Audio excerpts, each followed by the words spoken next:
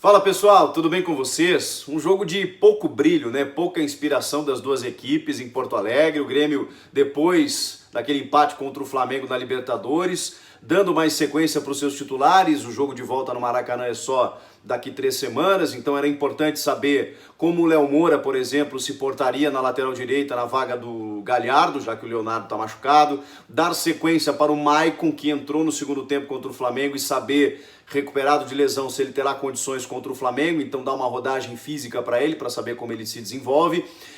E concluir que o André como centroavante realmente não funciona, ele é totalmente inoperante. Conclusão que nós todos já havíamos chegado, apenas o Renato Gaúcho que não, né? Ele insiste no André. O Tardelli, tudo bem, talvez pelo desgaste da semana, ele não quis escalar, deixou para o segundo tempo, mas o André realmente não funciona nesse esquema do Grêmio. Todas as bolas que chegavam na defesa, até pela postura da defesa corintiana, elas voltavam e não tinham nenhum acabamento.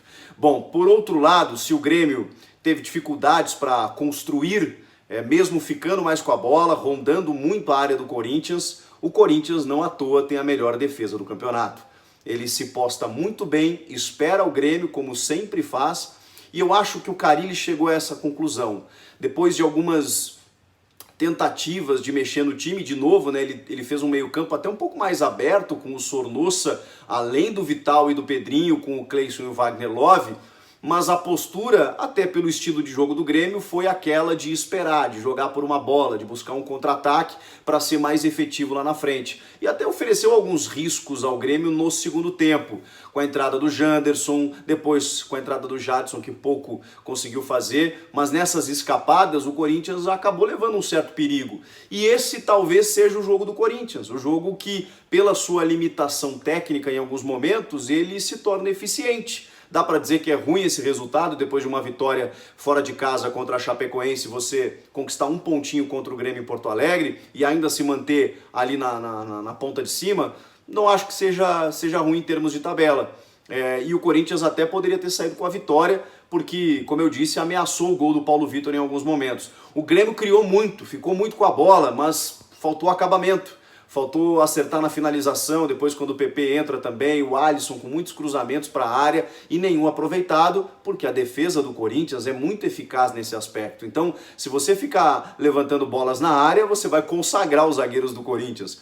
O Manuel foi muito bem, o Danilo Avelar defensivamente foi bem, o Grêmio não conseguiu chegar. Mesmo no talento do Everton Cebolinha, que tentou em alguns momentos, marcado, ele centralizava, ele se desloca muito, né? Ele tenta cair pelos lados, mas encontrou um bloqueio, né? Um paredão na frente dele, de um jeito que o Corinthians se sente muito à vontade, muito confortável para jogar. E aí conseguiu beliscar esse pontinho. Não foi um jogo muito prazeroso de se ver, né? Porque o Grêmio tinha a posse, mas pouco agredia. O Corinthians, nas raras vezes que ficava com a bola, tentava alguma escapada, mas fora um lance ou outro, não conseguiu ameaçar também. Então foi esse jogo, né? Lá e cá, ataque contra a defesa, sem muitas chances claras criadas. E tem um lance polêmico que eu não acho nem polêmico, né? Mas tem uma galera debatendo aí, que foi o chute do Everton Cebolinha, em que o Sornossa, a bola teria batido no braço dele.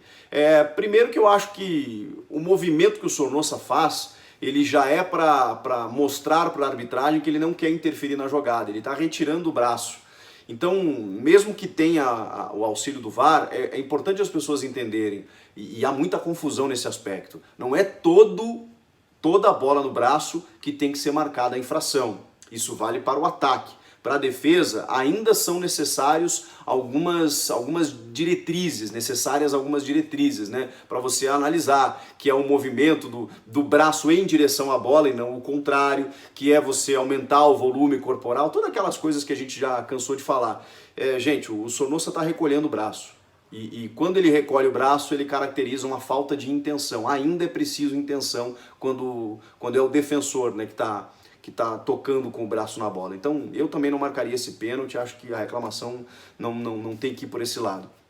Foi um jogo em que o Grêmio teve chances, ou pelo menos teve espaço, ou pelo menos poderia construir espaço para criar e sair com a vitória, e não conseguiu. E o Corinthians foi eficiente na sua marcação e arrancou um pontinho do Grêmio. Isso foi o que eu vi dessa partida entre Corinthians e Grêmio, de pouco brilho, mas importante por alguns aspectos. Para o Corinthians, o empate, o resultado fora de casa, e talvez dar mais rodagem para o Janderson, dar mais rodagem para o Bocelli, que entrou e entrou bem também.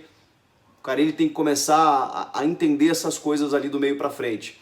E no lado do Grêmio, rodagem para o Maicon, testar o Léo Moura, que talvez seja melhor testar em outros jogos também, ver que o André não funciona, e de novo o Luan se apresentando e recuperando o seu bom futebol. Foram as boas notícias para os dois lados, afora o jogo fraco que a gente assistiu. Comente aqui embaixo e te inscreve no canal, vamos juntos, até a próxima. Tchau!